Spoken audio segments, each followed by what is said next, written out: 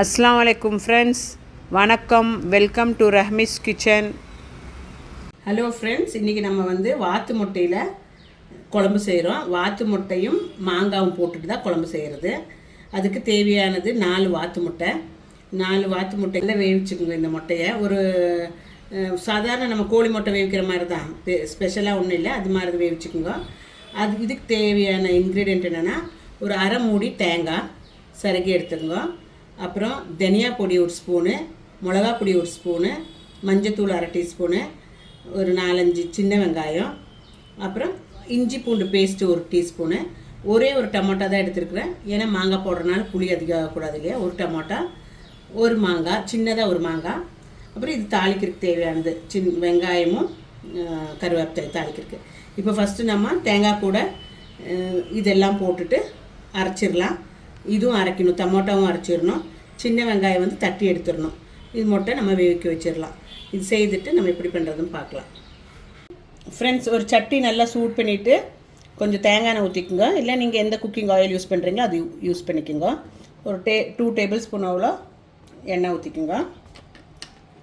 ஒரு 1/4 டீஸ்பூன் வெந்தயம், 1/4 டீஸ்பூன் ஜீரகம், அது 2 போட்டு போயிருக்கட்டும். அது வெங்காயமும் கருவேப்பிலை போட்டுங்க. தாளிக்கிறதுக்கு நல்லா ப்ரௌன் ஆகிற வரைக்கும் இருக்கட்டும்.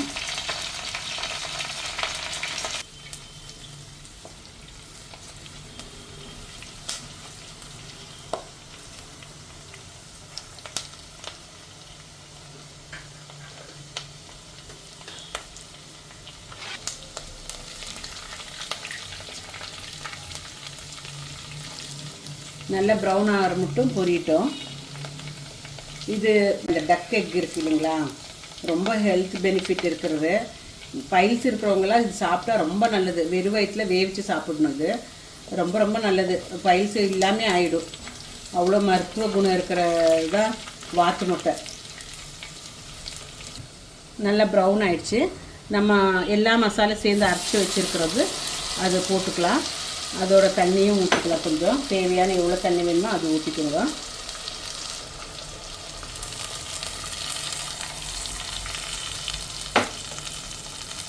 தண்ணி பார்த்துட்டு ஊற்றிக்குங்க. ஒரு 1/2 லிட்டர் அவ்வளோ தண்ணி ஊற்றிக்குங்க. இன்னும் கொஞ்சம் தண்ணி ஊற்றிக்கலாம்.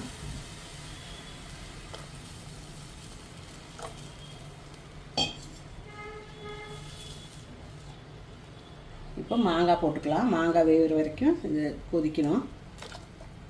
மாங்காய் போட்டுக்குங்க. உப்பு தேவையான அவ்வளோ உப்பு போட்டுக்குங்க. உங்களுக்கு டேஸ்ட் அந்த மாதிரி உப்பு போட்டுக்குங்க. அப்புறம் இது மூடி வச்சு நல்லா மாங்காய் வெந்த பிறகு நம்ம முட்டை வேவிச்சது ரெடி பண்ணி வச்சுருக்கோம். முட்டை வேவிச்சு அறுத்து வச்சுருக்கோம் பாருங்கள். இது கொஞ்சம் ஷெல் கொஞ்சம் கெட்டியாக இருக்கும். இந்த முட்டை இது ஷெல்லு கொஞ்சம் கெட்டியாக இருக்கும்.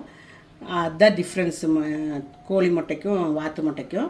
இது வேவிச்சு இப்படி 2 பீஸ் பண்ணி வச்சுருக்கோம். இந்த தண்ணி இந்த மசாலா கிரேவி நல்லா கொதித்த பிறகு இது நம்ம போட்டுக்கலாம்.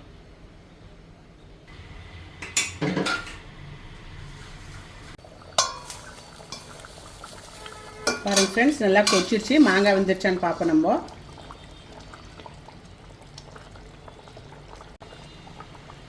மாங்காய் வெந்துருச்சு பாருங்கள் ஃப்ரெண்ட்ஸ், நல்லாவே வெந்துருச்சு. நம்ம அப்படியே உடைய தொட்டாவே இப்போ நம்ம வேவிச்சு வச்சுருக்கிற வாத்து முட்டையை போட்டுக்கலாம்.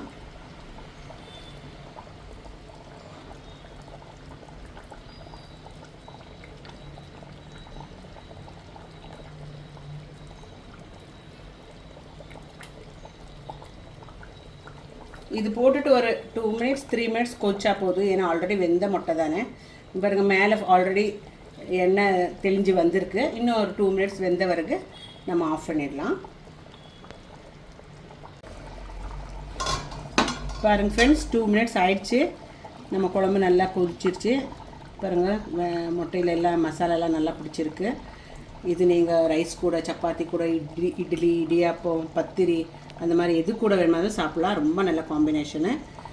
இது மாதிரி ஒரு டீஸ்பூன் அவ்வளோ பச்சை தேங்காய் ஊற்றிட்டு கேஸ் ஆஃப் பண்ணிவிடுங்க. அப்புறம் வீட்டில் ட்ரை பண்ணி உங்களுக்கு இஷ்டம் ஆச்சுன்னா கமெண்ட் பண்ணுங்க. நீங்களும் ஷேர் பண்ணி கமெண்ட் பண்ணி லைக் பண்ணுங்க. என்னோடய வீடியோ சப்ஸ்கிரைப் பண்ணுங்க. என்னோடய சேனலை ப்ளீஸ் மறக்காதீங்க. இன்னொரு வீடியோவுடன் சந்திப்போம். தேங்க்யூ, டேக் கேர், பாய்.